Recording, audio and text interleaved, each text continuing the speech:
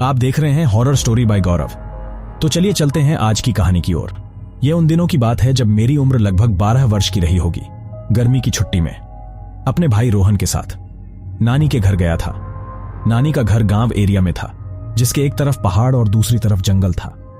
गांव में मेरे 2 दोस्त रवि और संदीप रहते थे, जो पड़ोस वाले मामा जी के लड़के थे। हम तीनों ही बचपन में बहुत अच्छे दोस्त थे और हमारी शैतानियों के किस्से पूरे गांव में मशहूर थे। उन दिनों पेड़ों पर आम लगे हुए थे। यूं तो नाना जी के घर आम की कमी नहीं थी, लेकिन मुझे पेड़ से तोड़कर आम खाना अच्छा लगता था। इसलिए मैंने, रवि और संदीप ने सुबह 5 बजे जंगल की तरफ जाकर आम तोड़ने का प्लान बनाया, क्योंकि दिन के वक्त सब अपने पेड़ों को ताके रहते थे और रात में कोई उस तरफ नहीं जाता था। उस रात हम छत पर सोए और रात में अचानक नींद खुल गई और छत से दुपट्टे का सहारा लेकर हम पीछे की तरफ उतरकर जंगल की तरफ जाने लगे। हमने जल्दबाजी में समय भी नहीं देखा। रात में घनघोर अंधेरा छाया हुआ था और हम तीनों बातें करते हुए अपनी मस्ती में चले जा रहे थे। जंगल की तरफ से जंगली जानवरों की आवाजें आ रही थीं, लेकिन सच बताऊं तो उस वक्त हमको डर शब्द का मतलब भी नहीं पता था। हमें किसी से डर नहीं लगता था। हम तीनों जैसे ही जंगल के पास पहुंचने वाले थे, हमें लगा हमारे पीछे कोई आ रहा है। अब हमें हल्का हल्का डर लगने लगा, क्योंकि अगर कोई जान पहचान का होगा तो कल नाना जी से डांट पड़ जाएगी, क्योंकि रात के टाइम जंगल की तरफ जाना मना है। और अगर कोई जंगली जानवर हुआ तो अब हम तीनों धीरे धीरे चलने लगे, लेकिन पीछे पलटकर नहीं देखा उसके चलने की आवाज अब धीरे हो गई थी। जैसे ही जंगल के अंदर प्रवेश करना था तो हम लोग वहीं रुक गए। वह परछाई अब धीरे धीरे हमारे पास आ रही थी। हम तीनों ने एक दूसरे का हाथ मजबूती से पकड़ रखा था। जब वो परछाई हमारे पास आई तो उसे देखकर मैं जोर से चिल्ला पड़ा, अमन तुम? अमन हंसते हुए बोला, हां भैया मैं हूं। मैंने उसे डांटते हुए कहा, तुमने तो हमें डरा दिया है, और तुम यहां क्यों आए हो? अमन अब हमारे पास आकर खड़ा हो गया और बोला, मुझे भी आपके साथ चलना है, इसलिए मैं आज सोया ही नहीं था। अगर उस वक्त आपके साथ चलने के लिए कहता तो आप डांट देते, इसलिए मैं पीछे पीछे आ गया। इस वक्त अमन की उम्र करीब 12 वर्ष की थी, लेकिन हमारी तरह उसे भी डर नहीं लगता था। तभी रवि बोला, ठीक है, अच्छा अब चलो, नहीं तो सुबह हो जाएगी। हम चारों अब जंगल के अंदर प्रवेश कर गए। अंदर भयंकर अंधेरा था और आसपास की हवा सांय सांय सुनाई दे रही थी। जंगल के बाहर तो चांदनी रात होने की वजह से काफी रोशनी थी, लेकिन यहां ऐसा लगता था कि जैसे रोशनी प्रवेश ही नहीं कर पा रही हो।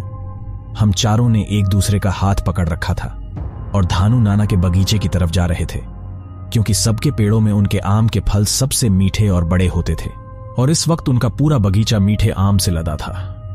उनका बगीचा जंगल के काफी अंदर था। हम धीरे धीरे आगे बढ़ रहे थे। जानवरों की आवाजें अब तेज हो चुकी थीं और हमारे शरीर से पसीना निकल रहा था। जंगल में हमारे अलावा कोई दूर दूर तक नहीं था, लेकिन धानु नाना के बगीचे के पास से हल्की रोशनी नजर आ रही थी। हम पूरी तरह से डरे हुए थे कि इतनी रात में कौन हो सकता है।